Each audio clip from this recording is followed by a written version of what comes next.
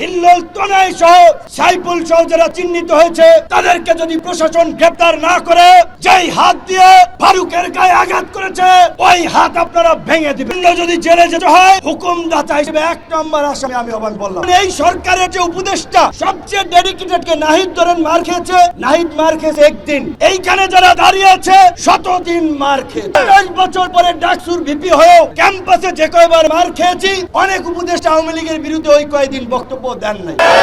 অবশ্যই আসিফ এবং নাহিদ তো আমাদের সহ আন্দোলনকারী, আরো অনেকে মাহফুজ সবাই আমাদের ঘনিষ্ঠ, আমাদের সহযোদ্ধা সহকর্মী। একসাথে এনআরসিসি এর বিরুদ্ধে আন্দোলন করছি, ডাকসুতে নির্বাচন করেছে তারা, ছাত্র অধিকার পরিষদের সাথে ছিল। আমি তো শুধু বললাম এই কারণে যে এখানে কয়েকজন এই আন্দোলনের যারা ফ্রন্ট ফেজে ছিল তাদের ডেডিকেশন আছে, ত্যাগ আছে, আর কিছু হচ্ছে মৌসুমী নেতা, শুধুমাত্র 10-12 দিনের মিডিয়া কভারেজে এখন বিশাল নেতা হয়ে গেছে।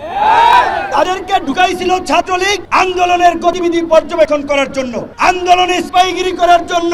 18 জুলাই যখন কথা বলি যে ভাই এক দফার বিকল্প নাই, এক দফা ছাড়া এই জাতির মুক্তি নাই, হাসিনা পিশাচ হয়ে গেছে, হাসিনার পতন ব্যতীত আমাদের মুক্তি নাই, প্রত্যেককে জেলে যেতে হবে, তখন বলে ভাই আমরা তো এক দফার জন্য আন্দোলন করি নাই, এটা কি উচিত হবে? এরকম এখন 2-1 ব্যাপক বিপ্লব হয়ে গেছে, অথচ ফুল ছাত্রলীগের এজেন্ট হিসেবে এখন যাই হোক সোশ্যাল মিডিয়ার কারণে ব্যাপক পপুলারিটি হয়েছে, সেলিব্রিটি বনে গিয়েছে, কিন্তু তাদের পেছন দিকে একটু তাকাতে হবে। হঠাৎ করে চরিত্র বদল করলেই বদল হয়ে যায় না। তো গতকালকে এই আহতদের এবং বিশেষ করে হামলায় ফারুককে যারা আহত করেছে, আহতদের ব্যানারে এসে আমি জানি না এটা সার্জিসকে বলতে হবে, এখানে জুলাই মুভমেন্ট ব্র্যাকেটের জার্নালিস্ট নামক একটা হোয়াটসঅ্যাপ গ্রুপে সার্জিসের ফরওয়ার্ড করা একটা মেসেজে সাংবাদিকদের কাছে চক্ষু ইনস্টিটিউট হাসপাতালের এই দুর্বৃত্তদের নিউজ কভারেজের একটা মেসেজ আমি দেখতে পাচ্ছি।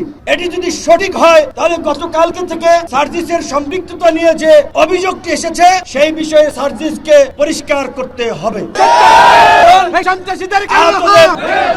যেহেতু আহতদের চিকিৎসার জন্য ক্ষতিপূরণ দেওয়ার জন্য জুলাই ফাউন্ডেশন গঠন করা হয়েছে, সেটার তিনি দায়িত্বে আছেন, তাহলে তার সাথে এদের একটা সম্পৃক্ততা স্বাভাবিকভাবে আছে। এখন এই হামলা আছে কিনা সেইটা আমরা জানি না। আমি পরিষ্কারভাবে আমাদের নেতা কর্মীদেরকে বলে দিতে চাই, ধৈর্যের সীমা ছাড়িয়ে গেছে, সহ্যের বাঁধ ভেঙে গেছে।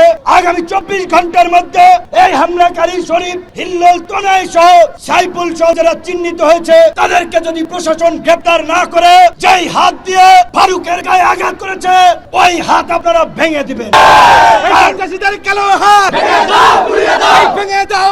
জন্য যদি জেলে যেতে হয় হুকুমদাতা হিসেবে 1 নম্বর আসামি আমি আহ্বান বললাম। তো এখন যদি আমাদের রক্তে ভেজা বাংলাদেশে এই অধিকার পরিষদের নেতা কর্মীরা গত 7-8 বছর ধারাবাহিকভাবে যে লড়াই সংগ্রাম করেছে, রক্ত দিয়েছে, এই রক্তই আজকে বিপ্লবের প্রেক্ষাপট তৈরি করেছে।